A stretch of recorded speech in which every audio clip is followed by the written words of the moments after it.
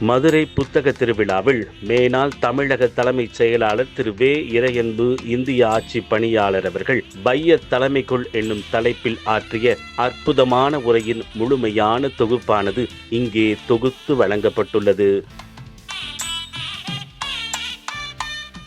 மதுரையை பொறுத்தவரை அது ஒரு மயக்கம் தருகின்ற ஊர் என்று நான் சொல்வேன். மது இருப்பதால் அல்ல, மதுரையில் மது இருப்பதால் அல்ல. மதுரை என்றால் தேன் என்று பொருள், இனிக்கின்ற ஒரு ஊர் என்று பொருள். மதுரையில் நான் 5 ஆண்டுகள் பணியாற்றிய போது என்னுடைய வாழ்க்கையில் புதிய புதிய சம்பவங்கள், புதிய புதிய திருப்பங்கள், புதிய புதிய கற்றல்கள் நிறைய நிகழ்ந்தன. தமிழ்நாட்டில் வேறெங்கும் இல்லாத அளவிற்கு நண்பர்களை பெற்ற ஊராக மதுரை எனக்கு இப்போதும் திகழ்கிறது. மதுரையை பற்றி இலக்கியங்கள் மிகவும் ஆழமாக பேசுகின்றன. மதுரை மல்லிகையோடு தமிழை ஒப்பிட்டு மதுரை காஞ்சி ஓர் அழகான பாடலை தன்னுள்ளே வைத்திருக்கிறது. பல நுட்பங்கள் கொண்ட இந்த மதுரையில் வாசிப்பவர்களும் எழுதுபவர்களும் பேசுபவர்களும் நிறைந்திருக்கிறார்கள். மதுரையைப் போல தினம் 3 இலக்கிய நிகழ்ச்சிகள் நடந்து கொண்டிருக்கின்ற ஊர் வேறு எதுவும் இருக்க முடியாது. அத்தனை சிறப்புகள் கொண்ட மதுரையில் இந்த புத்தக திருவிழாவில் மாணவர்கள் பெருவாரியாக கலந்து கொண்டு நூல்களை வாங்குவதும் வாசிப்பதும் அவை குறித்து விவாதிப்பதும் மகிழ்ச்சிக்குரியதாக இருக்கின்றது. இன்று நான் தென்கிழக்கு தென்றல் என்கிற தலைப்பில் என்னுடைய உரையை மேற்கொள்ளவிருக்கின்றேன். லாவோ ட்சு என்கிற அறிஞர் வயதான தன்னுடைய குருவை சந்திக்க செல்கிறார். அவருடைய பெயர் காங் சாங். காங் சாங் மரண படுக்கையிலே இருக்கிறார். அவரை லாவோ ட்சு சென்று சந்திக்கிறார். காங் சாங் அவரிடம் 3 அறிவுரைகளை வழங்குகிறார். முதலாவது அறிவுரை, உன்னுடைய ஊருக்கு சென்றால் வண்டியிலிருந்து கீழே இறங்கி நட என்கிறார். இதற்கு பொருள் புரிகிறதா என்று காங் சாங் கேட்கிறார். புரிகிறது. சொந்த ஊருக்கு போனால் நாம் அதிகமாக பெருமை காட்டக்கூடாது, பணிவாக நடந்து கொள்ள வேண்டும் என்பது எனக்கு தெரிகிறது.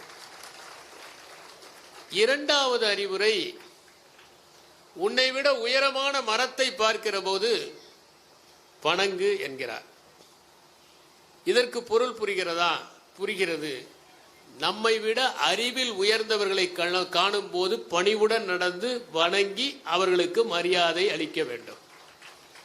மூன்றாவது, அருகிலே அழைத்து வாயை திறக்கிறார். ஒரு பல் கூட இல்லை, நாக்கு மட்டும்தான் இருக்கிறது. புரிகிறதா என்கிறார். புரிகிறது என்கிறார். என்ன புரிந்தது என்று கேட்கிறார். திடமாக, உறுதியாக, வலுவாக இருந்த பற்கள் உதிர்ந்து விடுகின்றன, மென்மையான நாக்கு மட்டும்தான் தங்கியிருக்கிறது என்று சொல்கிறார். இந்த 3 செய்திகளை விட உயர்ந்த ஞானத்தை நான் உனக்கு கொடுத்து விட முடியாது என்று காங் சாங் சொல்லுகிறார்.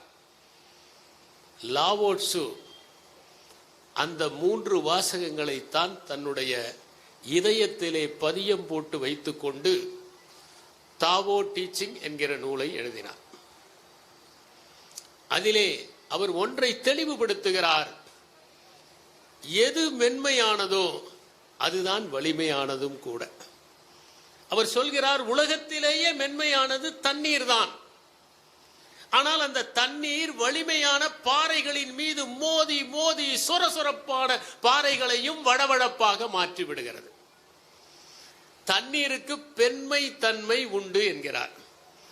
ஆண்கள் சொரசொரப்பாகத்தான் இருப்பார்கள். ஆனால் நாளடைவில் அந்த பெண்கள் பட்டு பட்டு அந்த ஆண்களையும் மிருதுவாக ஆக்கி விடுவார்கள். தண்ணீரை போல தலைவன் தண்ணீரை போல இருக்க வேண்டும் என்கிறார். ஏன்? தண்ணீர் ஓடிக்கொண்டிருக்கிறது.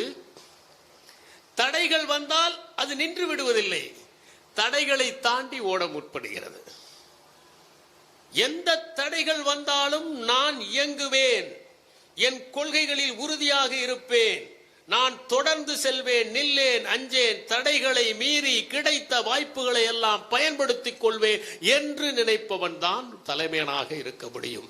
தண்ணீரிடமிருந்து கற்றுக்கொள்ளுங்கள். அவர் குறிப்பிடுகிறார், இந்த தண்ணீர் பள்ளங்களை எல்லாம் நிரப்புகிற பரோபகாரி. மேட்டை நோக்கி பாய்வது இல்லை, அது பள்ளங்களை நிரப்புகிறது. தலைமை அப்படித்தான் இருக்க வேண்டும். பள்ளங்களை நிறைப்பதற்குத்தான் தலைமை. மேடுகளையே செழிப்பாக்குவதற்காக அல்ல, பள்ளங்களை ஏமாற்றிவிட்டு. தண்ணீர் அழுக்கை போக்குகிறது. தான் அழுக்கடைந்து தன் வாழ்வே போனாலும் பரவாயில்லை என்று அடுத்தவர்களை காப்பாற்றுவதற்கு தண்ணீர் ஓர் உதாரணமாக இருக்கிறது. தூய தண்ணீர் எதற்கும் பயன்படாது. டிஸ்டில்டு வாட்டர், அதற்கு நிறமில்லை, சுவையில்லை, மனமில்லை. பரிசோதனைகளுக்கு பயன்படும், ஆனால் பருகுவதற்கு பயன்படாது. அதைப் போல முற்றிலும் தூய்மையான ஒருவனை ஒருபோதும் நீங்கள் நண்பர்களாக வைத்திருக்க முடியாது. முற்றிலும் தூய்மையான தங்கத்தால் நகைகள் செய்ய முடியாது, வளைந்து விடும். எப்போது நீங்கள் சிறிது அதிலே கலப்படமும் இருந்தால்தான் தங்கம் மதிப்பை பெறும். அதற்காக செம்பை சேர்க்கிறார்கள். நான் எப்போதும் கச்சிதமாக இருப்பேன் என்று இருக்கிற தண்ணீரை நாம் பருகுவது இல்லை. தண்ணீர் ஒன்றை கற்றுத்தருகிறது. அது ஓடிக்கொண்டே இருக்கிறது, இயங்கிக் கொண்டே இருக்கிறது, பாய்ந்து கொண்டே இருக்கிறது. குதித்தால் அருவி, பாய்ந்தால் நதி, ஓடினால் ஓடை, அடித்து சென்றால் ஆறு, தேங்கினால் குளம், எழுந்தால் ஊற்று, கலந்தால் கடல். இதுதான் தண்ணீரியல். தண்ணீர் பாத்திரத்தின் வடிவத்திற்கு ஏற்ப தன் வடிவத்தை மாற்றிக்கொள்கிறது.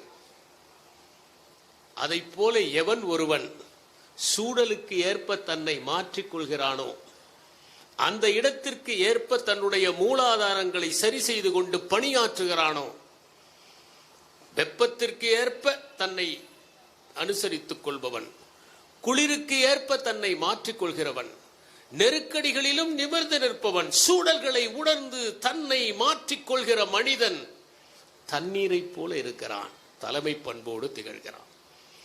தண்ணீர் தான் 3 நிலைகளிலும் இருக்கிறது.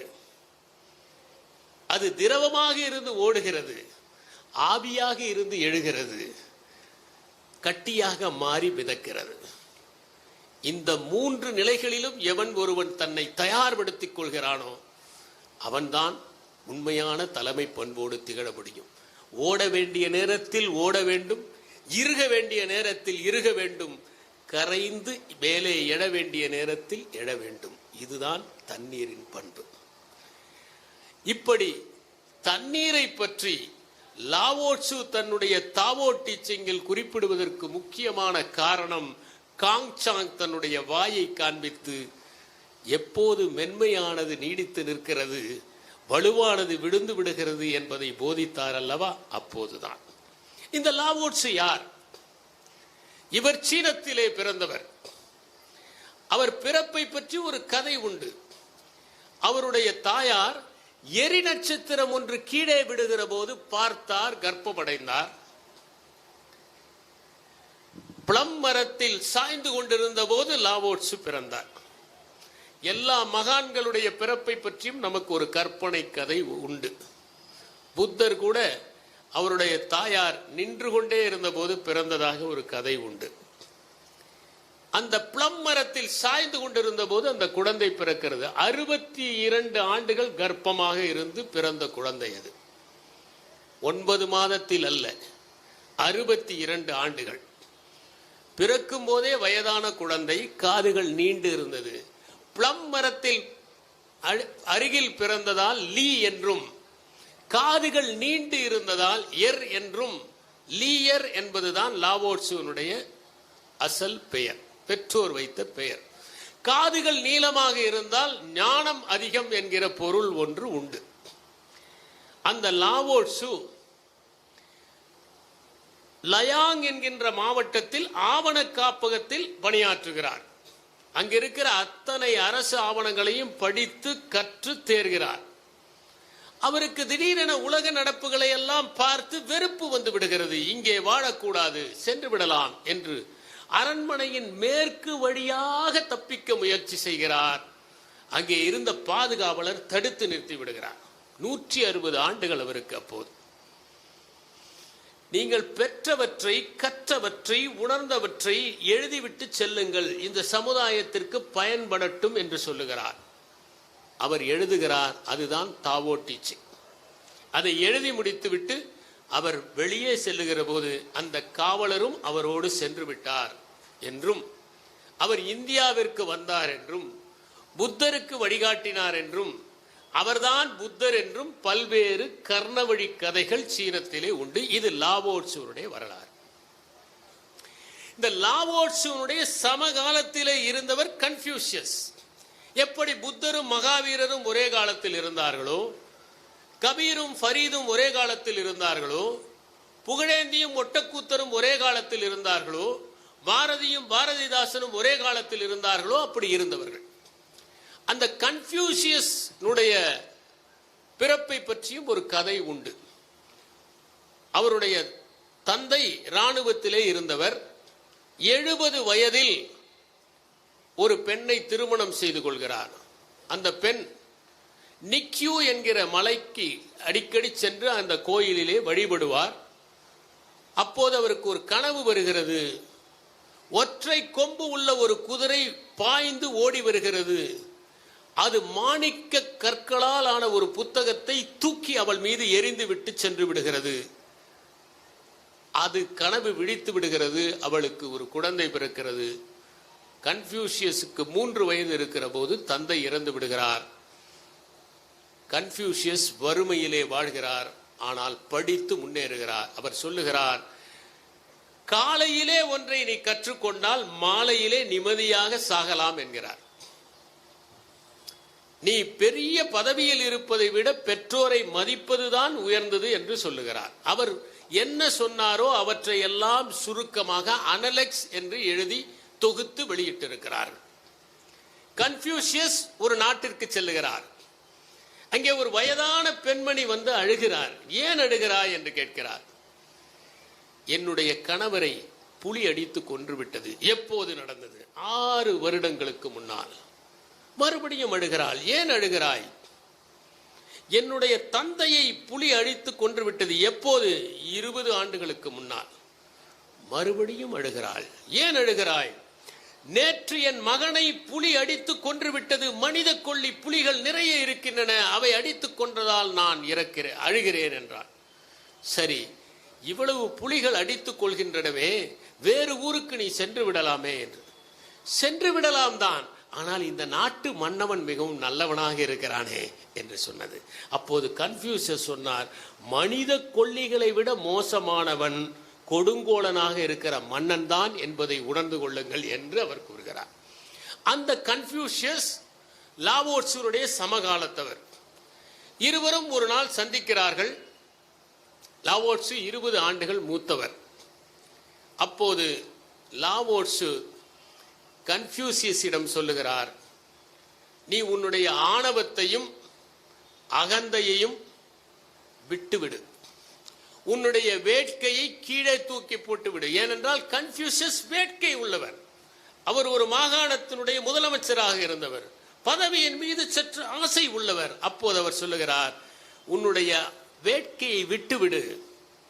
நீ தயவு செய்து அடுத்தவர்களை விமர்சிப்பதை நிறுத்திக்கொள். அப்போது நீ விபத்தில் சிக்கிக் கொள்வதிலிருந்து விடுபடுவாய். அடுத்தவர்களுடைய தீமைகளை வெளிப்படுத்துவதற்கு நினைக்காதே, நீ ஆபத்தில் மாட்டிக்கொள்வாய். பிறகு பாதுகாப்பான இடத்தை நோக்கி நீ செல்ல வேண்டும் என்று சொல்லுகிறார். அதை கன்ஃபியூஷியஸ் கேட்கிறார். பிறகு தன் சீடர்களிடம் சொல்லுகிறார், நான் கொடிய மிருகங்களை எல்லாம் பார்த்திருக்கிறேன். ஆனால் எதற்கும் பிடிபடாத டிராகனை போல இருக்கிறார் இந்த லாவோட்சு என்று குறிப்பிடுகிறார். இதுதான் இவருவருக்குள்ளும் நடந்தது. கன்ஃபியூஷியஸே ஏற்றுக்கொள்ளுகிற மகா ஞானியாக இருந்தவர் லாவோட்சு. இது இருவருக்குமான ஓர் அறிமுகம். லாவோட்சுவிடம் அந்த பாதுகாவலன் ஒரு புத்தகத்தை எழுத வேண்டும் என்று வற்புறுத்துகிறான்.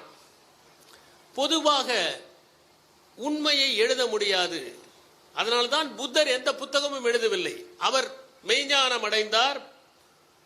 அவர் பரிநிர்வாணத்தை அடைந்த பிறகு, மகா பரிநிர்வாணத்தை அடைந்த பிறகு அவர் என்ன சொன்னார் என்று சீடர்கள் எல்லாம் அமர்கிறார்கள்.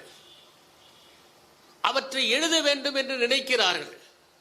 அவர்கள் அந்த நினைவிலிருந்து எழுதியவைதான் தம்மபதம் என்கிற அந்த நூல். புத்தர் எழுதவில்லை. அதைப் போல இயேசு கிறிஸ்து எழுதவில்லை. மார்க், லூக், மேத்யூ, ஜான் என்கிற 4 தனித்தனியாக எழுதியவைதான் புதிய ஏற்பாடு.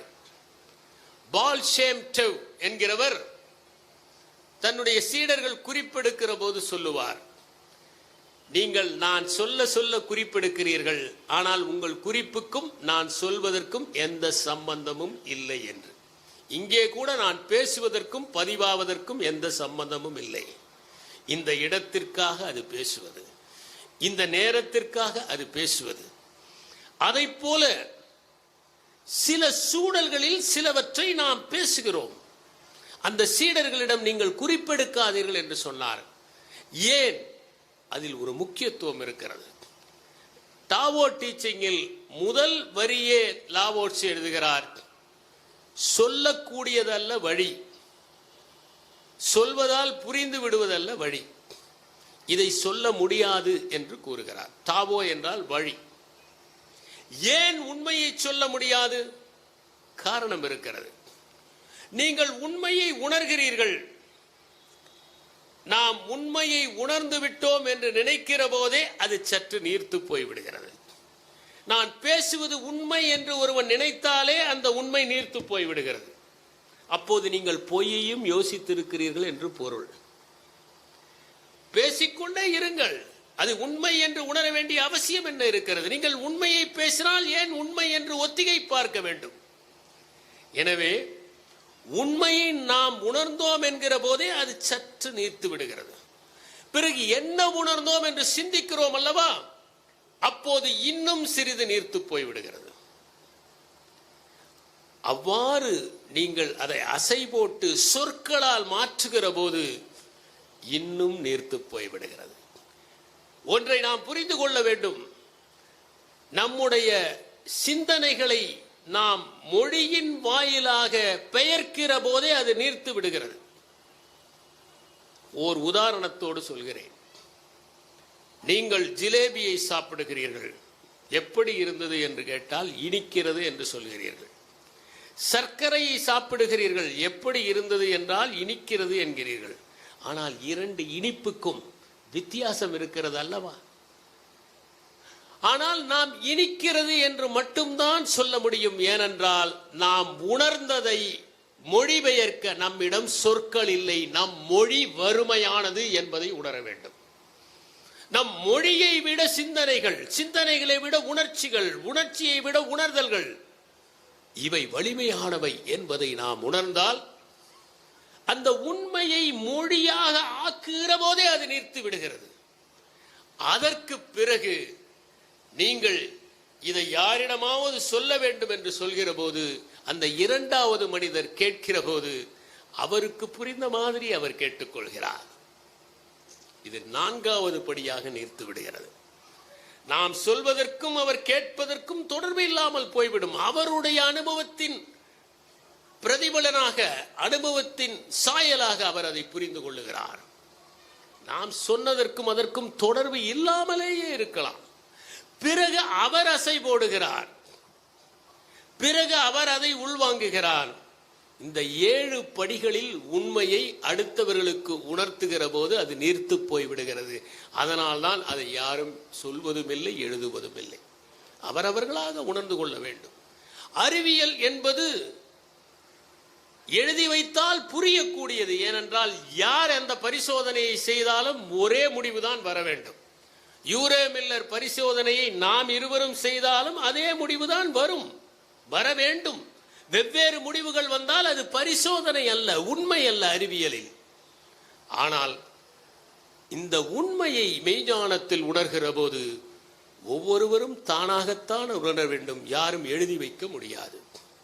லாவோட்சு குறிப்பிடுகிறார், அழகை அழகென்று நீங்கள் உணர்கிற போதே அவலட்சணம் ஆரம்பமாகி விடுகிறது என்கிறார்.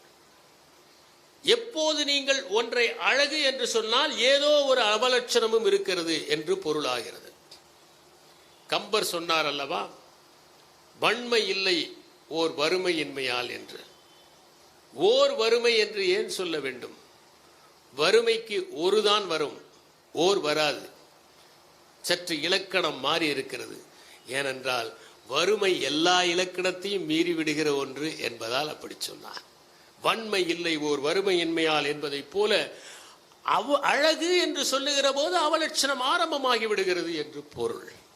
புத்தர் சொன்னார், அழகான ஒன்றை பாருங்கள், அது அவலட்சணங்களின் தொகுப்பாக இருக்கும் என்று சொன்னார். அழகு நீடித்து நிற்பதல்ல என்று சொல்வதற்காக தன்னுடைய சீடர்களிடம் சொன்னார், நீங்கள் அழகில் மயங்கி விடாதீர்கள், மானுட உடலின் அழகில் மயங்கி விடாதீர்கள், அந்த அழகு என்பது அவலட்சணங்களின் தொகுப்பாகத்தான் இருக்கும் என்று சொன்னார்.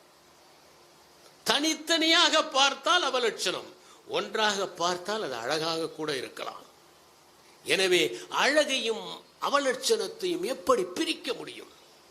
புழுவாக இருக்கிற வரை எவ்வளவு அருவருப்பாக ஒரு பட்டாம்பூச்சி இருக்கிறது. நாங்கள் வேளாண்மை கல்லூரியிலே பட்டாம்பூச்சிகளை வளர்க்க வேண்டும், அது ஒரு பாடம். புழுக்களை பிடித்து வருவோம், எருக்கஞ்செடியிலே இருக்கிற அந்த பட்டாம்பூச்சியின் புழுவை கொண்டு வருவோம். அந்த புழு தினமும் எருக்கம் இலையை போட்டுக்கொண்டே இருக்க வேண்டும், சாப்பிட்டு கழிவுகளை தள்ளி கொண்டிருக்கும். அடுத்த நாள் சுத்தப்படுத்த வேண்டும், இல்லையாவிட்டால் நோய் வந்துவிடும். அப்படி கொஞ்சம் கொஞ்சமாக அதை வளர்த்தெடுக்கிற போது திடீரென ஒரு நாள் அது கூட்டுப்புழுவாக ஆகிவிடும். பிறகு 15 நாட்களுக்கு பிறகு அந்த கூட்டுப்புழுவிலிருந்து சிறகடித்து கொண்டு அழகான ஒரு பட்டாம்பூச்சி வரும். இந்த அருவருப்பில் இருந்தா இந்த அழகு வந்தது. அருவருப்பும் அழகும் ஒன்றை ஒன்று சார்ந்திருக்கிற என்பதுதான் உலக நியதி. நீங்கள் பிரித்தெடுக்கவே முடியாது. நமக்குள் அழகும் இருக்கிறது, அருவருப்பும் இருக்கிறது, அவலட்சணமும் இருக்கிறது என்பதை உணர்ந்து கொள்ள வேண்டும் என்பதற்காகத்தான் நீங்கள் அழகை அழகு என்று சொல்லுகிற போதே அவலட்சணம் தொடங்கி விடுகிறது என்றார். ஒன்றை நீங்கள் நீளம் என்று சொல்லுகிற போதே குட்டை என்ற ஒன்று இருக்கிறது. முரண்பாடுகளுக்கு இடையேதான் வாழ்க்கை இருக்கிறது. அவர் சொன்னார், வளைக்க முடிந்ததை உடைக்க முடியாது என்று சொல்லுகிறார். அது பண்புகளை வளைக்க முடிந்தது அல்ல. ஒரு வளைந்து கொடுக்கிற நாணல் தான் உடைய முடியாததாக புயலில் இருக்கிறது. மென்மையானதே வலிமையாக இருக்கிறது என்று கூறுகிறார். அதை போலத்தான் அவர் சொல்லுகிறார், காலியாக இருப்பதுதான் பயன்பாடாக இருக்கிறது. இந்த அரங்கம் நிறைத்து கொண்டிருந்தால் பயன்பாடு உள்ளதாக இருக்குமா? காலியாக இருப்பதால் தான் பயன்பாடு உள்ளதாக இருக்கிறது. இந்த காலி இடத்திற்காகத்தான் நாம் கட்டுமானம் செய்கிறோம். ஒரு பாத்திரம் இருக்கிறது, அந்த பாத்திரத்தை காலி இடத்திற்காகத்தான் உருவாக்குகிறோம். எவ்வளவு காலி இடத்தை உருவாக்குகிறோமோ அவ்வளவு பெரிய பாத்திரமாக அது இருக்கும். காலி இடம்தான் பயன்படுகிறது. எவன் ஒருவன் தன்னை காலி செய்கிறானோ அவன்தான் நிரப்பிக் கொள்வதற்கு ஏதுவாக நிற்கிறான். அடைத்து கொண்டிருப்பது அல்ல. அடைத்து கொண்டிருக்கிற மூங்கில் சாரம் செய்ய பயன்படும். காலியாக இருக்கிற மூங்கில் தான் புல்லாங்குழல் இசைக்க பயன்படும். அதுதான் இனிய இசையை உண்டாக்கும். எப்போது நாம் காலியாக இருக்கிறோமோ, காலியாக தயாராக இருக்கிறோமோ, அப்போது அழகு சேர்ந்து விடுகிறது. அவர் சொன்னார், தாழ்ந்தே இருக்கிற கடல் தான் பெரியதாக இருக்கிறது. கடல் ஏன் பெரியதாக இருக்கிறது? உலகத்திலே இருக்கிற நீர்நிலைகளில் கடல் ஏன் பெரியதாக இருக்கிறது? விசாலமாக இருக்கிறது, ஆழமாக இருக்கிறது, தாழ்ந்து இருக்கிறது. எல்லா நீரையும் ஏற்றுக்கொள்ள தயாராக இருக்கிறது. எவன் ஒருவன் எல்லா நீரையும் ஏற்றுக்கொள்ளுகிற கடலை போல எந்த திசையிலிருந்து அறிவு வந்தாலும் ஏற்றுக்கொள்ள தயாராக இருக்கிறானோ அவனுடைய அறிவு கடல் போல விரிகிறது, குளம் போல தேங்குவதில்லை. அந்த கடல் தான் மழையை வட வைக்கிறது. அவன் பல்லாயிரக்கணக்கான பேரை அறிவுறுத்துபவனாக, கல்வி தருபவனாக மாறிப் போகிறான். தாழ்ந்தே இருப்பதால் கடல் விசாலமாக இருக்கிறது என்றார் அவர். இப்படி லாவோட்சு முரண்பாடுகளுக்கு இடையே இருக்கிற வாழ்க்கையை தெளிவுபடுத்திக் கொண்டே இருந்தார். அவர் சொன்னார், எவன் ஒருவன் அடக்கமாக இருக்கிறானோ அவனை எல்லோருக்கும் அடையாளம் தெரிகிறது. எவன் ஒருவன் தான் உண்மையாக இருக்கிறானோ அவன் சரி என்று மக்கள் உணர்வுகிறார்கள். யார் தற்பொருமை பேசிக் கொள்வதில்லையோ அவன் தகுதியுள்ளவனாக இருக்கிறான். எவன் தன்னை புகழ்ச்சி செய்து கொள்வதில்லையோ அவன் தாக்கு பிடிக்கிறான் என்று சொன்னார். வெளியே காட்டிக்கொள்ளாமல் இருக்கிற மனிதனைத்தான் மனிதர்கள் விரும்புகிறார்கள். எப்போதும் தன்னை காட்டிக்கொள்ள விரும்புவது ஒரு கூழாங்கல்லாகத்தான் இருக்கும். மறைத்து கொண்டு பூமியின் அடியிலே வைராகியத்தோடு காத்திருப்பதுதான் வைரமாக முடியும்.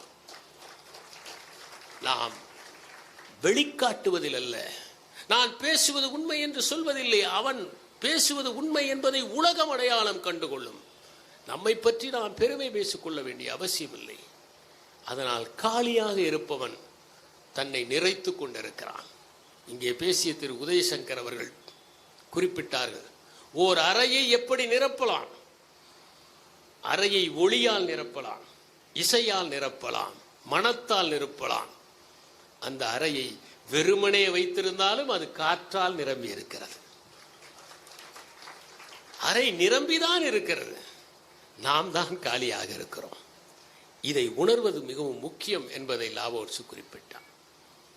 அதை போல அவர் தெளிவுபடுத்துகிற இன்னொன்று, ஒரு கோப்பையிலே நீரை ஊற்றுகிற போது முழுவதுமாக ஊற்றாதீர்கள், விளிம்பு வரை ஊற்றாதீர்கள், சற்று இடம் இருக்கட்டும்.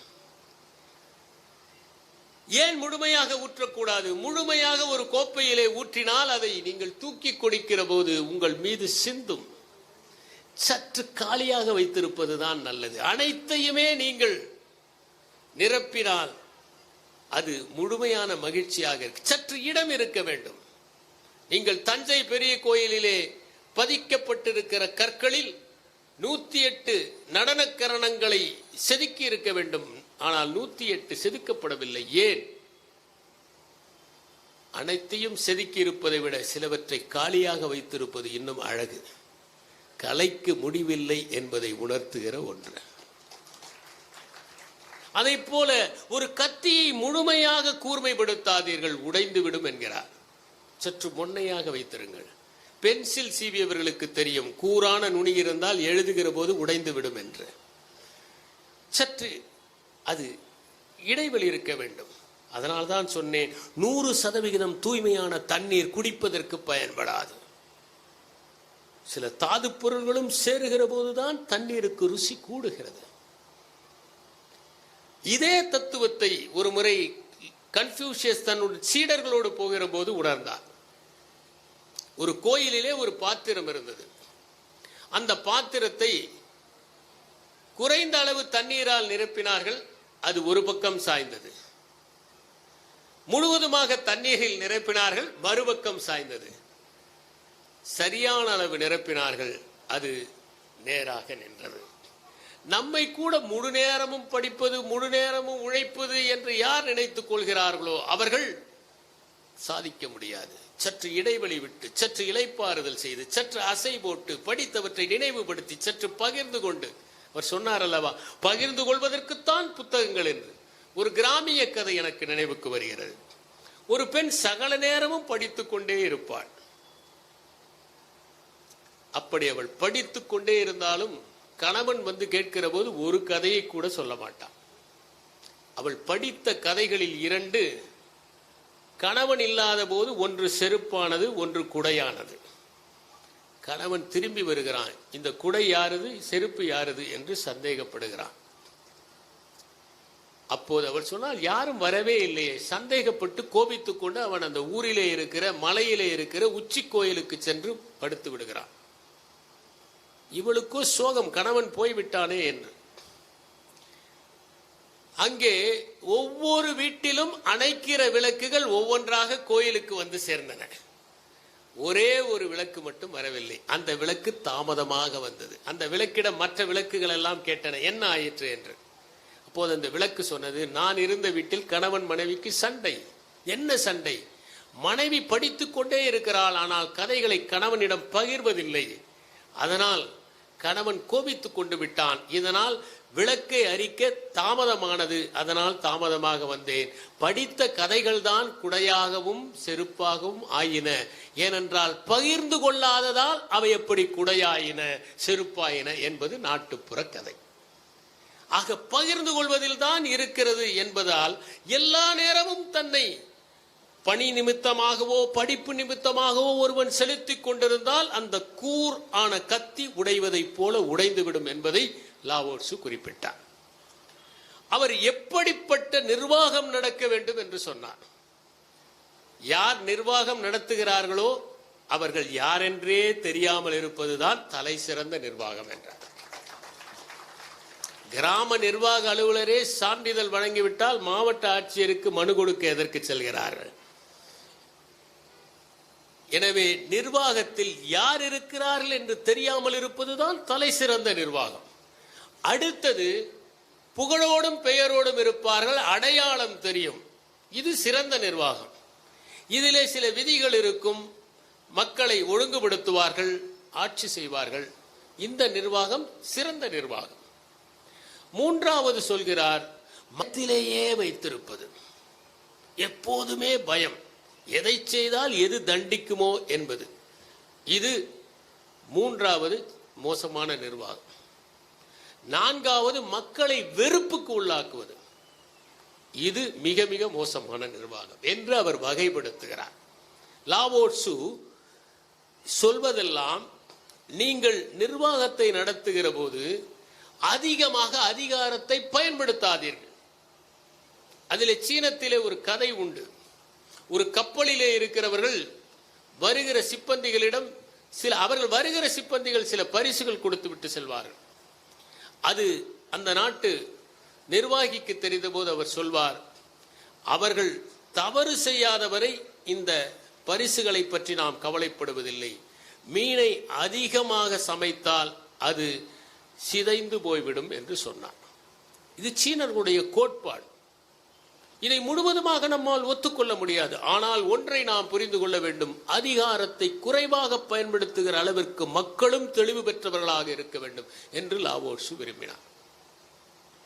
நம்மிடம் இருக்கிற 3 பொக்கிஷங்களை நீங்கள் பயன்படுத்திக் கொள்ளுங்கள் என்கிறார். ஒன்று சிக்கனம், இன்னொன்று கருணை, மூன்றாவது எதிலுமே முந்தி இல்லாமல் இருப்பது.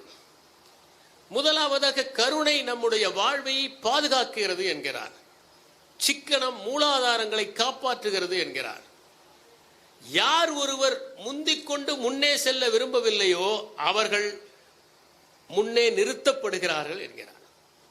தாவோவனுடைய தலைமை பண்பே ஒன்றே ஒன்றுதான். அவர் சொல்வது, மற்றவர்களை எல்லாம் முன்னே செலுத்துங்கள், நீங்கள் பின்னே நில்லுங்கள். நீங்கள் முன்னே போய் பெருமை காட்டிக் கொள்ளாதீர்கள். அவர்கள் செய்ததாக இருக்கட்டும், அவர்கள் செய்ததை போல உணர்வை ஏற்படுத்துங்கள், அதுதான் முக்கியம் என்பது தாவோவருடைய கோட்பாடு. அதனால் அவர் பலமுறை இதை வலியுறுத்துகிறார்.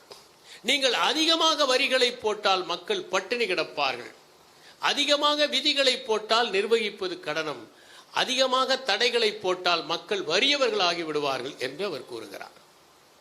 அவர் சொல்லுகிறார், பகைமையை வளர்க்காதே, எதிரி என்று யாரையும் உருவகம் செய்து கொள்ளாதே, உன் சக்தி விரயமாகிவிடும், பகையை முளையிலேயே கிள்ளி எரி என்று அவர் குறிப்பிடுகிறார். யார் ஒருவர் அதிகாரத்தோடு ஒட்டிக்கொள்ளாமல் இருக்கிறார்களோ அவர்கள்தான் அதிகாரம் பெற்றவர்களாக இருப்பார்கள். அதிகாரம் வேண்டாம் என்பதில் தான் அதிகாரம் தொடங்குகிறது. அதிகாரம் வேண்டும் என்று நினைப்பவர்கள் பலவீனமானவர்கள் என்று லாவோட்சு குறிப்பிடுகிறார். இந்த 82 குறிப்புகளில் 2 பக்கங்களாக இருக்கின்றன. உலகத்தில் அதிகமாக பொழிப்புரைகளும் குறிப்புரைகளும் எழுதப்பட்ட நூலாக அது திகழ்கிறது. முதல் பாகம் தாவோவை பற்றியும், 2வது பாகம் பின்பற்றுவதை பற்றியதும். ஒரு மிகப்பெரிய சித்தாந்தத்தை லாவோட்சு இந்த உலகிற்கு வழங்கினார்.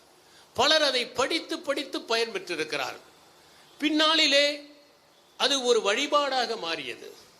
1500 கோயில்கள் எழுப்பப்பட்டன. லாவோட்சு பிறந்த ஊரில் அவருக்காகவும் ஒரு கோயில் எழுப்பப்பட்டது. பிறகு தாவோவினுடைய தத்துவமும் கன்ஃபியூஷியஸினுடைய தத்துவங்களும் பின்னி பிணைந்து புதிய பாதை ஒன்று உருவானது. இதுதான் அந்த தாவோவினுடைய நடந்து சென்ற வழிமுறை. இந்த லாவோட்சுக்கு பிறகு 3 பேர் முக்கியமாக தாவோவில் இருந்தார்கள். ஒருவர் சங்சு, இன்னொருவர் லீட்சு, மூன்றாவர் யங்சு என்கிற மூவர். இதில் இந்த சங்சு இருக்கிறாரே, இவர் ஒரு அரசு அலுவலராக எளிமையாக பணியாற்றி கொண்டிருக்கிறார். மீன் பிடித்து கொண்டும் தத்துவ விசாரங்களை செய்து கொண்டும் இருக்கிறார். இவருடைய அறிவை பற்றி கேள்விப்பட்டு சூ நாட்டின் பிரதம மந்திரி அவரை ஒரு முக்கியமான பதவிக்காக அழைப்பதற்காக ஆள் அனுப்புகிறார். சங்சு மீன் பிடித்துக் கொண்டிருக்கிறார். வந்தவர் சொல்லுகிறார், உங்களை அழைக்கிறார்கள் ஒரு முக்கியமான பதவிக்காக என்று. உடனே சங்சு கேட்கிறார், உங்கள் அரண்மனையில் மன்னருடைய வழிபாட்டில் 3000 ஆண்டுகளாக இறந்து பாதுகாக்கப்பட்ட பதப்படுத்த ஆமை ஒன்று இருப்பதாக கேள்விப்பட்டேன், உண்மையா என்று கேட்டார். ஆமாம், உண்மைதான். சரி, மண்ணிலே புரண்டு கொண்டிருக்கிறதல்லவா ஆமை, அது ஒன்று இருக்கிறதல்லவா? ஆமாம். சரி, நீ அந்த பாதுகாக்கப்பட்ட ஆமையாக இருக்க விரும்புவாயா, உயிரோடு மண்ணிலே புரள்வதற்கு ஆசைப்படுவாயா என்று கேட்கிறார். அதை புரிந்து கொண்டு அவர் திரும்பி சென்று விடுகிறார். இந்த சங்சுவனுடைய தத்துவ விசாரங்கள் எல்லாம் சின்ன சின்ன உருவக கதைகளாகத்தான் வெளிப்படுகின்றன. உதாரணமாக அவர் சொல்லுகிறார், எப்போது நம்முடைய காலுக்கு காலடி பொருந்துகிறதோ அப்போது நாம் காலை பற்றி கவலைப்படுவதில்லை. எப்போது இடுப்பு பட்டி வயிற்றுக்கு பொருந்துகிறதோ அப்போது நாம் இடுப்பு பட்டியை பற்றி கவலைப்படுவதில்லை. உண்மைதானே? யாருக்கு இங்கே செருப்பு பற்றிய சிந்தனையே வந்து கொண்டிருந்தால் புதிதாக வாங்கி இருக்கிறார்கள், கடிக்கிறது என்று பொருள். அல்லது இடுப்பு பட்டி சரியாக இல்லை என்றால் ஏதோ அளவிலே பிரச்சனை இருக்கிறது. சகல நேரம் அவர்கள் இடுப்பை பற்றி நினைப்பார்களே ஒழிய தென்கிழக்கு தென்றலை பற்றி நினைக்க மாட்டார்கள். அங்கே புயல் வீசிக்கொண்டிருக்கிறது, அவர்கள் எப்போது தென்றலை பற்றி நினைப்பது? எனவே காலுக்கும் காலணியும் பொருத்தமாக இருந்தால் காலை பற்றி கவலைப்படுவதில்லை. எப்படி நாம் தலைவலி வந்தால் மட்டும்தான் தலையை பற்றி நினைக்கிறோமோ அதை போல யாருடைய மனம் சரியாக இருக்கிறதோ அவர்கள் சார்பானதையும் எதிரானதையும் சிந்திப்பதில்லை என்று அவர் குறிப்பிட்டார். அடுத்தது ஒரு அற்புதமான ஒரு கதையை சொல்லுகிறார். நீங்கள் விளையாட்டுக்காக அம்பு எய்கிற போது குறி தவறாமல் அது சென்று விடுகிறது. நீங்கள் பரிசுக்காக நீங்கள் அம்பு எய்ய முயற்சி செய்கிற போது உங்கள் கை தடுமாறுகிறது. நீங்கள் பதக்கத்திற்காக அம்பு எய்ய முற்படுகிற போது அந்த இலக்கு இரண்டாக தெரிகிறது என்று குறிப்பிடுகிறார். நம்முடைய பிரச்சனையே எதையும் மகிழ்ச்சியாக செய்கிற போது இயல்பாக வருகிறது, எதிர்பார்ப்போடு செய்கிற போது பிரச்சனை வந்து விடுகிறது. குழந்தைகளை கூட நாளை நம்மை பாதுகாப்பார்கள் என்று நினைத்து வளர்க்காதீர்கள், பதற்றப்பட்டு விடுவீர்கள். அவர்கள் பாணியில் அவர்கள் வளரட்டும், சுதந்திரமாக இருக்கட்டும் என்று எதிர்பாராமல் விளையாட்டாக வளர்த்து பாருங்கள், நிச்சயம் உங்களை பாதுகாப்பார்கள். எதையும் எதிர்பார்த்து செய்வதல்ல உதவி, மகிழ்ச்சிக்காக விளையாடுங்கள், மகிழ்ச்சிக்காக படியுங்கள். மேடையில் பேசுவதற்காக படிக்கக்கூடாது, மதிப்பெண்களுக்காக படிக்கக்கூடாது. மதிப்பெண்கள் தானாக வந்து சேரும். செய்வதை ரசித்து செய்யுங்கள். மேடையிலே நடனம் ஆடுகிற போது கைத்தட்டலை எதிர்பார்த்து நடனம் ஆடாதீர்கள். ஓவியத்தை தீட்டுகிற போது இது எந்த அருங்காட்சியகத்தில் இருக்க போகிறதோ என்று நினைத்து நிச்சயமாக டாவின்சியும் வரையவில்லை, வான்காவும் வரையவில்லை, தாகூரும் வரையவில்லை. அவர்கள் வரைகிற சுகத்திற்காகவே வரைந்தார்கள், எழுதுகிற சுகத்திற்காகவே எழுதினார்கள். யாராவது அரிஸ்டாட்டிலுடைய பொயட்டிக்ஸ் இன்னும் 2000 ஆண்டுகள் வாடும் என்று நினைத்திருப்பார்களா? ஆனால் வாழ்ந்ததற்கு காரணம் அவர்கள் எதையும் எதிர்பார்த்து செய்யவில்லை. அதனால் அம்பு எய்கிற போது நீங்கள் மகிழ்ச்சிக்காக அம்பு எய்வதை போல படிப்பதை செய்யுங்கள், உழைப்பை செய்யுங்கள், அனைத்தையும் செய்யுங்கள். இந்த மரத்தை நடுகிற போது கூட இது வளர்ந்து நிற்கும், நிழல் தரும் என்றெல்லாம் நினைக்காதீர்கள். நடுகிற சுகத்திற்காக நடுங்கள். அந்த நொடி முக்கியமானது, அந்த நிமிடம் முக்கியமானது, அந்த உணர்வு முக்கியமானது, அந்த செயல் முக்கியமானது. அதை நீங்கள் கை கொள்ளுகிற போது ஏற்படுகிற மகிழ்ச்சி ததும்பி நிற்பதாக இருக்கும். யூஜின் ஹெரிகல் என்கிறவர் மிகப்பெரிய வில்லாளர். அவர் ஜென் பள்ளியில் வந்து பயில்கிறார். அவர் நினைத்தார், இந்த ஜென் பள்ளியில் நாம் எடுத்தவுடன் நாம் தான் சிறந்த வில்லாளியாயிற்றே, தேர்ச்சி பெற்று விடுவோம் என்று நினைத்தார். தவறாமல் இலக்கை நோக்கி எய்தார். அந்த ஜென் மாஸ்டர் சொன்னார், நீங்கள் இன்னும் தீரவில்லை, நீங்கள் இன்னும் தேரவே இல்லை என்றார். இவர் அம்பு எய்து காண்பித்தார். ஆனால் அவர் இல்லை என்று உதட்டை பிதுக்கினார். 3 ஆண்டுகள் முடிந்துவிட்டு இனி இந்த பள்ளியிலே இருப்பதில் பயனே இல்லை என்று விலகிச் சென்றார். விலகுவதற்கு முன்னால் அவர் மாஸ்டரை சந்திப்பதற்காக காத்திருந்தார். அந்த ஜென் மாஸ்டர் அம்பு எய்தினார். அப்போது பார்த்தபோதுதான் அவருக்கு புரிந்தது, அவர் முயற்சியே செய்யாமல் அந்த அம்பு தானாக வில்லிலிருந்து கிளம்பியது. அப்போதுதான் புரிந்தது, இலக்கு வெளியில் இல்லை, நாம் தான் இலக்கு என்று.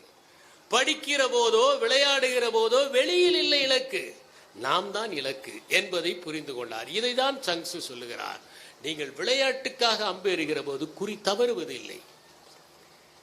ஒரு பன்றி இறந்து விடுகிறது, தாய் பன்றி. குட்டிகள் எல்லாம் வந்து பால் குடிக்கின்றன. இறந்தது தெரியவில்லை. ஆனால் சிறிது நேரத்தில் இந்த தாய் பன்றியிடம் உயிர் துடிப்பு இல்லை என்பதை அவை உணர்ந்து விடுகின்றன. உடனே நகர்ந்து விடுகின்றன. அந்த பன்றியை காட்டி சங்சூர் தன்னுடைய சீடர்களிடம் சொன்னார், பாருங்கள், ஒன்றை புரிந்து கொள்ளுங்கள், உடல் முக்கியம் அல்ல, நாம் உடல் அல்ல, உடலை தாண்டிய ஒன்று இருக்கிறது, இந்த பன்றியிடமிருந்து கற்றுக்கொள்ளுங்கள் என்றார். கற்றுக்கொள்பவன் பன்றியிடமிருந்தும் கற்றுக்கொள்ள முடியும். நாம் உடல் அல்ல என்பதை உணர்வதற்கு அந்த உதாரணத்தை அவர் குறிப்பிட்டார். அதை போல குரங்குகளை பழக்குகிற ஒருவன் இருந்தான். எப்போதுமே காலையில் குரங்குகளுக்கு 4 செஸ்னட் கொடுப்பார்கள், மதியம் 3 செஸ்னட்கள் கொடுப்பார்கள். இவன் மாற்றி அமைத்தான், காலையில் 3 கொடுக்கலாம், மதியம் 4 கொடுக்கலாம் என்று. உடனே குரங்குகள் எல்லாம் வேலை நிறுத்தம் செய்தன. வேலையே இல்லாதவர்கள் தான் வேலை நிறுத்தம் செய்ய முடியும். எனவே வேலை நிறுத்தம் செய்தன. உடனே அவன் கேட்டான், என்ன பிரச்சனை? இல்லை, நீங்கள் எங்களுக்கு மாற்றி கொடுக்கிறீர்கள். மறுபடியும் 4 கொடுத்தான், 3 கொடுத்தான். அவை மகிழ்ச்சியாக இருந்தன. இதை அவர் சொல்லுகிறார், ஒரு முக்கியமான கருத்து இதிலே இருக்கிறது. உளவியலிலே டிலேயிங் த கிராட்டிபிகேஷன் என்கிற ஒன்று உண்டு. யார் ஒருவர் பின்னால் கிடைக்கிற நன்மைக்காக இப்போது சகித்துக் கொள்ளுகிறார்களோ அவர்கள்தான் வாழ்க்கையில் முன்னேறுகிறார்கள். இப்போது விளையாடலாம் என்று நினைக்காமல் இப்போது படிக்கலாம் என்று நினைப்பவன் தான் தேர்விலே வெற்றி பெற்று கொடி கட்டி பறக்கிறான். மகிழ்ச்சியை தள்ளி போடுவது, பலரால் மகிழ்ச்சியை தள்ளி போட முடியாது, உடனே அனுபவித்து விட வேண்டும். ஒரு பள்ளியிலே மாணவர்களிடம் ஒரு மார்ஷ்மெலோ கொடுத்தார்கள். அரை மணி நேரம் இதை சாப்பிடாமல் இருந்தால் இன்னொரு மார்ஷ்மெலோ கிடைக்கும். 3 குழந்தைகளை தவிர மற்றவர்கள் அனைவருமே சாப்பிட்டு விட்டார்கள். ஒருவன் உரிப்பதை பார்த்து அடுத்தவனுக்கும் சற்று தூண்டுதல், அவனும் வாயில் போட்டு விட்டான். எல்லோரும் சாப்பிட்டு விட்டார்கள், 3 தவிர. அந்த 3 இன்னொரு மார்ஷ்மெலோ கிடைத்தது. இன்னும் 1 மணி நேரம் கழித்து சாப்பிடாமல் இருந்தால் இன்னொன்று கிடைக்கும். அவர்கள் சாப்பிடாமல் இருந்தார்கள். அந்த 30 ஆண்டுகளுக்கு பிறகு பார்த்தால் மிகப்பெரிய நிறுவனங்களின் தலைமை அதிகாரிகளாக ஆகியிருந்தார்கள். மகிழ்ச்சியை தள்ளி போடுவதுதான் வாழ்க்கையின் வெற்றி. குரங்குகளுக்கு அது தெரியவில்லை. யாரெல்லாம் மகிழ்ச்சியை தள்ள போட முடியவில்லையோ அவர்களும் அந்த செஸ்னட் கதையை போன்றவர்கள் தான் என்பதை சங்சு குறிப்பிடுகிறார். ஆய் என்கின்ற ஒருவன் மிக குரூபியாக இருப்பான், ஆனால் அறிவாளி. அவனை விரும்பாதவர்கள் கூட அவனோடு பேசிக் கொண்டிருந்தால் நேசிக்க தொடங்கி விடுவார்கள். அப்படி பெண்கள் கூட அவனை திருமணம் செய்ய போட்டி போட்டார்கள். அவனுடைய அறிவு சகல இடங்களிலும் பரவியது. மன்னர் அழைத்தார். முதலில் அவனை பார்த்து அதிர்ந்து போனார். ஆனால் பின்னால் அவனுடன் பழக பழக அவன் கொடுக்கிற அறிவுரைகளை எல்லாம் பார்த்து மகிழ்ந்து விட்டு அவனுக்கு மந்திரி பதவி தருகிறேன் என்றார். இல்லை, ஒரு அலுவலராக இருங்கள் என்றார். அவன் 2 நாட்கள் அவருடன் சரியாக பேசாமல் ஒரு நாள் இரவு தப்பித்து விட்டான். உடனே மன்னர் சொன்னார், ஆய் அனுபவிக்காத இந்த அரண்மனை வாழ்க்கையை அனுபவிப்பதில் எனக்கே குற்ற உணர்வு ஏற்படுகிறது என்று. சங்சு இதை சொன்னதற்கு ஒரு காரணம், நம் அறிவை காசாக்கிக் கொள்ள முயற்சி செய்யக்கூடாது என்பது மட்டுமல்ல, யார் ஒருவர் தன்னுடைய அறிவுக்காக ஒரு பரிசை எதிர்பார்த்து அதை உடனே பெற்று விடுகிறார்களோ அப்போதே அந்த அறிவு பயனற்றதாக ஆகிவிடும் என்பதை அவர் சொல்லுகிறார். இதுதான் அந்த கதையிலே இருக்கிற ஒரு நுட்பமானது. சங்சுனுடைய மனைவி இறந்து விட்டார். எல்லோரும் சங்சு அழுவார் என்று எதிர்பார்க்கிறார்கள். ஆனால் அவர் மகிழ்ச்சியாக நடனமாடுகிறார். மனைவியின் மீது விருப்பம் கொண்டவர். அவர் ஒன்றும் மனைவியை வேண்டாதவர், வேண்டா வெறுப்பாக நடத்தியவர் அல்லர். விருப்பமாக இருந்தும் அவர் நடனமாடுகிறார். சீடர்கள் குழம்பி போய் விடுகிறார்கள். வந்து கேட்கிறார்கள், என்ன மனைவி இழந்ததுக்கு அழாமல் நீங்கள் நடனமாடுகிறீர்களே? நான் நினைத்தேன், நான் அவளை திருமணம் செய்த போது அவள் இளமையாக இருந்தாள். அதற்கு முன்பு இன்னும் இளமையாக இருந்திருக்க வேண்டும். அதற்கு முன்பு சிறுமியாக இருக்க வேண்டும். அதற்கு முன்பு குழந்தையாக இருந்திருக்க வேண்டும். அதற்கு முன்னால் கர்ப்பத்தில் இருந்திருக்க வேண்டும். கர்ப்பத்துக்கு முன்னால் அவள் எப்படி இருப்பாள் என்று யோசித்தேன். பிறகு என்னை திருமணம் செய்து கொண்ட பிறகு மூதாட்டியானாள். இப்போது இறந்து விட்டால் இறப்புக்கு பின்னால் என்னவாக ஆக வேண்டும் என்ற ஏதோ ஒன்று இருக்கிறது அல்லவா, அதை யோசித்தேன். அதனால் அழுகை வரவில்லை என்று குறிப்பிட்டார். நாம் எல்லோருமே இறப்புக்கு முன்னால் என்ன என்று, பின்னால் என்ன என்று யோசிக்கிறோமே தவிர பிறப்புக்கு முன்னால் என்ன என்று யோசிப்பதே இல்லை என்பதுதான் உண்மை. இதை அவர் அந்த நுட்பமான கதையின் மூலம் தெளிவுபடுத்தினார். சங்சு ஒரு அழகான கதையை, உருவக கதையை சொல்லுகிறார். நாம் ஒரு கடலிலே பயணித்துக் கொண்டிருக்கிறோம். எதிரே ஒரு படகு வந்து மோதுகிறது. அந்த படகிலே இருப்பவன் நம் மீது வந்து மோதிவிட்டான் என்கிற பயங்கர கோபம் நமக்கு வருகிறது. அவனை திட்டி தீர்க்க வேண்டும் என்று நினைக்கிறோம். ஆனால் படகை பார்த்தால் படகிலே யாருமே இல்லை. இப்போது யார் மீது கோபப்படுவோம்? அதனால் சொல்லுகிறார், நீங்கள் உங்களை காலி படகாக வைத்திருங்கள், யாருமே உங்கள் மீது கோபப்பட மாட்டார்கள் என்று குறிப்பிடுகிறார். யார் ஒருவர் காலி படகாக இருக்கிறார்களோ அவர்கள் மீது கோபப்படுவதற்கு என்ன இருக்கிறது? இன்னொரு யதார்த்தத்தை குறிப்பிடுகிறார். நீங்கள் கடை வீதியிலே தெரியாத மனிதர் ஒருவருடைய காலை மிதித்தால் என்ன செய்வீர்கள்? உடனடியாக கூட்டம் அதிகம் இருந்தது, மிதித்து விட்டேன் என்று சொல்வீர்கள். ஒரு சமாதானம் சொல்வீர்கள். அவர் கோபித்துக் கொள்ளக்கூடாது, சமாதானம் சொல்வீர்கள். உங்கள் கவனக்குறைவுக்கு கூட ஒரு காரணத்தை சொல்வீர்கள். அதுவே உங்கள் தம்பியோ அல்லது அண்ணனுடைய காலையோ மிதித்து விட்டீர்கள் என்றால் எதுவும் சொல்ல மாட்டீர்கள், ஆனால் வருந்துவீர்கள்.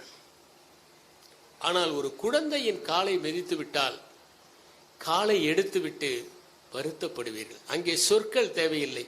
இந்த பிஞ்சு பாதங்களை மிதித்து விட்டோமே என்று வருத்தப்படுவீர்கள் என்று சொல்கிறார். இதை போல நாம் மென்மையான மனிதர்களுடைய மனத்தை புண்படுத்துகிற போதெல்லாம் குற்ற உணர்வினால் பீடிக்கப்படுகிறோம் என்பதற்கு அவர் சொன்னார். சொற்களை தாண்டியது உண்மை என்று எப்படி லாவோட்சு சொன்னாரோ அதை போல சங்சுவும் சொன்னார். மீன்களை பிடித்ததும் தூண்டிலை எறிந்து விடுகிறோம். நாம் முயலை பிடித்ததும் வலையை எறிந்து விடுகிறோம். சொற்களை பொருளை கிரகித்ததும் சொற்களை எறிந்து விடுங்கள் என்றார். யார் ஒருவர் இப்படி சொற்கள் இல்லாமல் இருக்கிறார்களோ அவர்களோடு நான் பேசுவதற்கு தயார் என்று சொல்லுகிறார். சொற்களை தாண்டியதுதான் உண்மை. சொற்களால் உண்மையை ஒருபோதும் உணர்ந்து கொள்ள முடியாது என்பதற்கு சங்சு கூறுகிற இந்த உதாரணம் சாட்சி. அந்த நாட்டிலே பலரும் தாபோவை பின்பற்றுவதைப் போல உடை அணிந்து கொண்டிருந்தார்கள். மன்னர் சொன்னார், நிறைய பேர் அந்த உடையை அணிந்து கொண்டிருக்கிறார்கள், தாபோவை படித்திருக்கிறார்கள். இவர்கள் யாருமே படிக்கவில்லை, உடையை மட்டும் அணிந்து கொண்டிருக்கிறார்கள். நீங்கள் ஒன்றை செய்யுங்கள், தாவோவிலே திடீரென அவர்களுக்கு தேர்வு வைக்கப்படும், வெற்றி பெறாவிட்டால் அவர்கள் தலை துண்டிக்கப்படும் என்று அறிவியுங்கள், அப்போது எத்தனை பேர் உடை அணிந்திருக்கிறார்கள் என்று பார்ப்போம் என்று. கடைசியில் ஒரே ஒருவர் தான் அந்த உடையை அணிந்தார். மற்றவர்கள் எல்லாம் உடையை தூக்கி போட்டு விட்டார்கள். அவரை அழைத்து அரண்மனையில் கேட்டபோது அவர் சடசடவென்று பதில்களை சொன்னார். அப்போதுதான் அரசர் புரிந்து கொண்டார், பல நேரங்களில் நம் உடைக்கும் உணர்வுக்கும் தொடர்பு இல்லை என்பதுதான். இப்படி பல்வேறு சம்பவங்களின் மூலமாக தன்னுடைய சீடர்களுக்கு தொடர்ந்து பயிற்றுவிப்பதை சங்சு செய்து கொண்டே இருந்தார். அவருக்கு ஒரு சீடர் இருந்தார், லீட்சு என்பவர். அந்த லீட்சு ஒரு நாள் மகிழ்ச்சியாக இருப்பதை பார்த்து சீடர்கள் கேட்டார்கள், ஏன் மகிழ்ச்சியாக இருக்கிறீர்கள்? 4 காரணங்களால் நான் மகிழ்ச்சியாக இருக்கிறேன். முதலாவது காரணம், நான் ஒரு மனிதன், அதற்காக நான் மகிழ்ச்சி அடைய வேண்டும். ஏனென்றால் விலங்குகளை பார்க்கிற போது நாம் எவ்வளவோ நன்மைகளை பெறுகிறோம். உலகம் இனிமையானதாக இருக்கிறது. நாம் மலர்களை ரசிக்கிறோம், மரங்களை ரசிக்கிறோம், தென்றலை அனுபவிக்கிறோம், வசதியாக வாழ்கிறோம். இது மனித ஆற்றலால் சாத்தியமானது. எனவே மனிதனாக இருப்பதற்கு நான் முதல் காரணத்தில் சந்தோஷப்படுகிறேன்.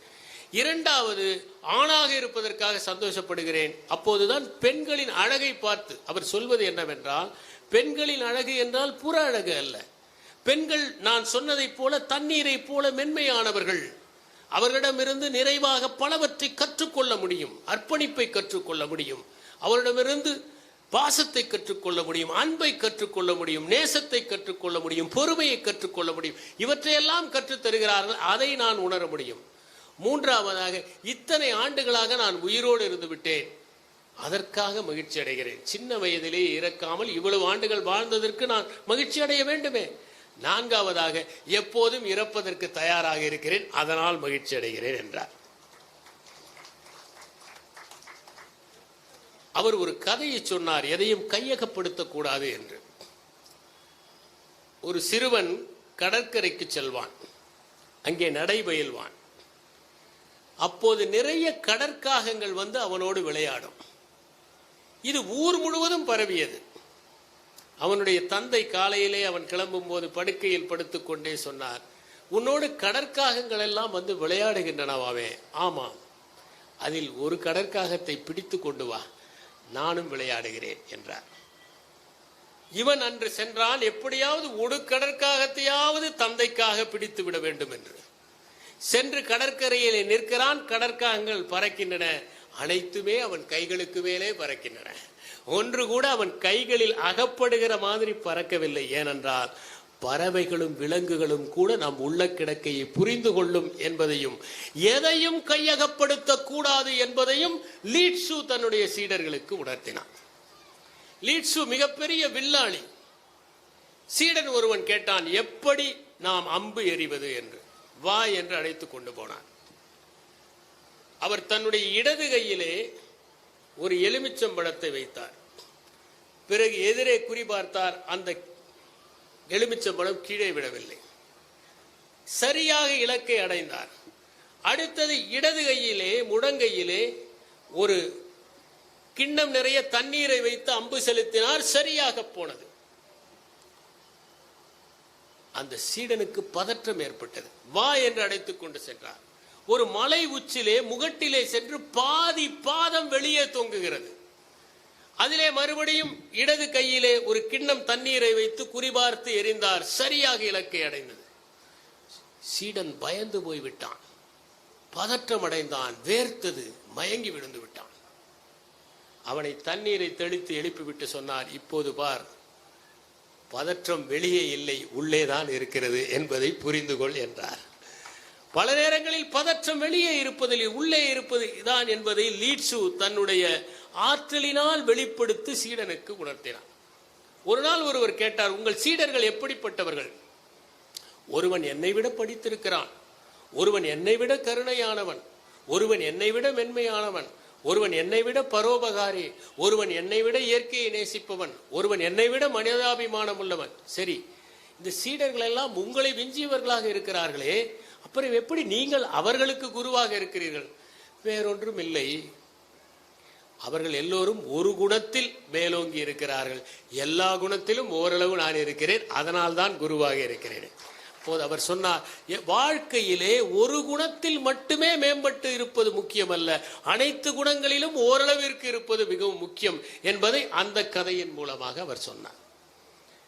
ஒரு விவசாயி வயதானவர் அந்த நாட்டு மன்னனை பார்க்க வருகிறார். கொடுங்கோல் சட்டங்களை போற்ற ஹியூ என்கிற மன்னன் அவனை பார்க்க வந்து அவர் அவனுக்காக காத்திருக்கும் போது அந்த அரசவையிலே இருக்கிறவர்கள் எல்லாம் இவருடைய தோற்றம் உடையை எல்லாம் பார்த்து கேலி செய்கிறார்கள். ஆனால் இவர் கவலைப்படாமல் நின்று கொண்டிருக்கிறார். மன்னன் வெளியே வந்தார், இவரை பார்த்தான். உடனே அவன் அவரை பார்த்து ஒரு கடினமான பணியை செய்ய சொன்னார். அவர் செய்து விட்டார். அடுத்தது தன்னுடைய மோதிரத்தை ஓடுகிற தண்ணீரில் போட்டு எடுத்து வா என்கிறார். இவர் குதித்து ஓடி எடுத்து கொண்டு வந்து விடுகிறார். அதற்கு பிறகு கூரையிலே ஏறச் சொல்லுகிறார். ஏறுகிறார் அந்த விவசாயி. திடீரென ஒரு வீடு பற்றி எரிகிறது. அதற்குள்ளே இருக்கிற தன்னுடைய முக்கியமான சேமிப்புகளை எடுத்து வர சொல்கிறார். இவர் உள்ளே போய் சேமித்து எடுத்து வந்து விடுகிறார்.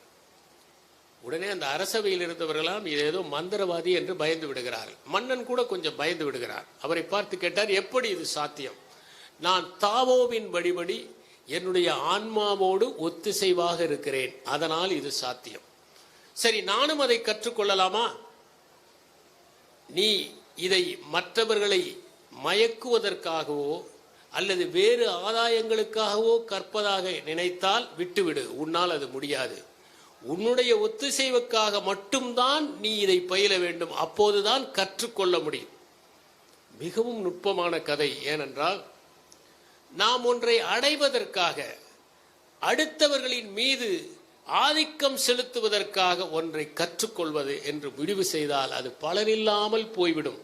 அந்த பயனை எதிர்பார்க்காமல் நமக்குள் ஒரு ஒத்திசைவு இருப்பதற்காக, நமக்குள் ஒரு ஒருங்கிணைப்பு இருப்பதற்காக, நமக்குள் ஆனந்தம் மேலிடுவதற்காக ஒன்றை கற்றுக்கொள்ள வேண்டும் என்கிற நுட்பமான ஒரு செய்தியை அவர் குறிப்பிட்டிருக்கிறார்.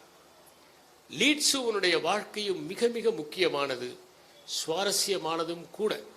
அவர் ஒரு முறை வறுமையிலே இருக்கிறார். உடனே அந்த ஊரிலுடைய நிர்வாகியிடம் சொல்கிறார்கள், லீட்சு மிகப்பெரிய ஞானி, சாப்பாட்டுக்கு கூட வழி இல்லாமல் இருக்கிறார், ஏதாவது நாம் கொடுத்து அனுப்பலாம் என்றவுடன் மூட்டை மூட்டையாக தானியங்களை அந்த நிர்வாகி வீட்டுக்கு அனுப்பினார். ஆனால் லீட்சு வேண்டாம் என்று சொல்லிவிட்டார். மனைவி கேட்கிறார், நாமும் வறுமையிலே இருக்கிறோம், ஏன் அந்த தானியத்தை வேண்டாம் என்று சொல்கிறீர்கள்? இந்த நிர்வாகிக்கு என்னை பற்றி ஒண்ணுமே தெரியாது. யாரோ சொன்னதை கேட்டு நான் ஞானி என நினைத்து தானியங்களை அனுப்புகிறார். நாளைக்கு யாராவது ஒருவர் நான் திருடன் என்று சொன்னாலும் நம்பி என் தலையை வாங்குவதற்காக ஆளை அனுப்புவார். அதனால் தானியத்தை மறுத்து விட்டேன், இப்போதாவது அவர் என்னை புரிந்து கொள்வார் என்று அவர் சொன்னார். இது லீட்சுவனுடைய அற்புதமான கதை. அடுத்ததாக யாங்சு என்பவர், இவர்தான் அந்த சங்கிலியிலே கடைசியாக இருந்தவர். அவர் ஒரு சம்பவம் ஒன்றை குறிப்பிடுகிறார். ஒருவன் ஆடு வளர்க்கிறான், ஒரு ஆடு காணாமல் போய்விட்டது. தன்னுடைய பணியாளர்களை தேடுவதற்காக அனுப்புகிறான். அவர்கள் எல்லோரும் ஒரு பாதையிலே போகிறார்கள், அது இரண்டாக பிரிகிறது. உடனே சில பணியாளர்கள் வலது பக்கம் செல்கிறார்கள், சில பணியாளர்கள் இடது பக்கம் செல்கிறார்கள். பிறகு இன்னும் சில பணியாளர்கள் இரண்டாக பிரிந்ததும் அந்த பாதையில் இப்படி படிப்படியாக பிரிந்து பிரிந்து சென்று கடைசியில் ஒரு பாதையில் ஒருவர் போய் எதுவுமே கிடைக்காமல் திரும்பி வந்து விடுகிறார். ஓராண்டுக்கு பிறகும் தான் இழந்த ஆட்டையே நினைத்துக் கொண்டிருக்கிறான் அந்த ஆட்டின் உரிமையாளர். யாங்சுவை பார்த்து கேட்கிறான், நான் அந்த ஆட்டை தொலைத்து விட்டேன், சோகமாக இருக்கிறது, நீ செய்தது தவறு. ஒவ்வொருவரையும் தனித்தனி பாதையில் செல்ல வைத்தால் எப்படி நீ அந்த ஆட்டை கண்டுபிடிக்க முடியும்?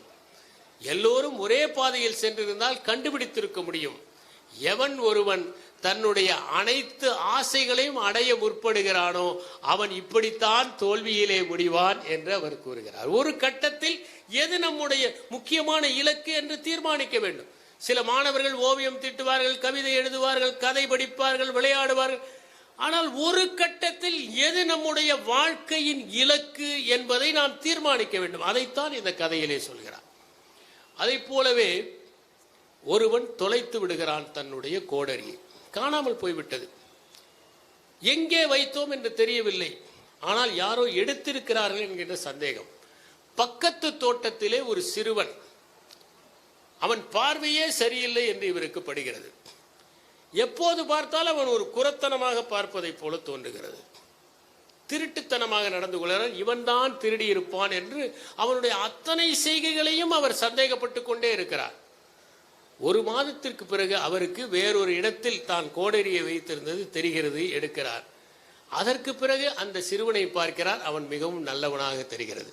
அவன் பார்வை கள்ளம் கபடம் இல்லாததாக தெரிகிறது. எனவே நாம் தான் இந்த உலகத்தை நம் விழிகளை கொண்டு பார்க்கிறோமே ஒழிய மனிதர்களுக்கு என்று தனிப்பட்ட குணங்கள் இல்லை. நம்முடைய கருத்துக்களை அவர்கள் மீது திணித்துக் கொண்டிருக்கிறோம் என்பதை யாங்சு சொல்லுகிறார். இப்படி தாவோவிலே பலவிதமான சம்பவங்களை சொல்லி சொல்லி நம்மை அவர்கள் ஆற்றுப்படுத்துகிறார்கள். இதுதான் தாவோவினுடைய வழி. கன்ஃபியூஷியஸினுடைய பாதை என்பது ஆண்மை தன்மை கொண்டது. ஆனால் லாவோட்சுவின் பாதை என்பது பெண்மை தன்மை கொண்டது. சாதிக்க வேண்டும் என்கிற உணர்வை ஊட்டுவது கன்ஃபியூஷியஸ். ஆனால் நாம் சத்தியத்தை உணர வேண்டும் என்பது லாவோட்சு. நாம் அறிவை தேடி போக வேண்டும் என்பது கன்ஃபியூஷியஸ். நாம் ஆன்மாவுக்குள் நுழைய வேண்டும் என்பது லாவோட்சு. நாம் உலகியல் ரீதியாக வெற்றி பெற வேண்டும் என்பது கன்ஃபியூஷியஸ். நாம் உள்ளுணர்வை அடைய வேண்டும் என்பது லாவோட்சு. நாம் இந்த உலகத்தில் வெற்றிகரமாக பவனி வர வேண்டும் என்பது கன்ஃபியூஷியஸ்.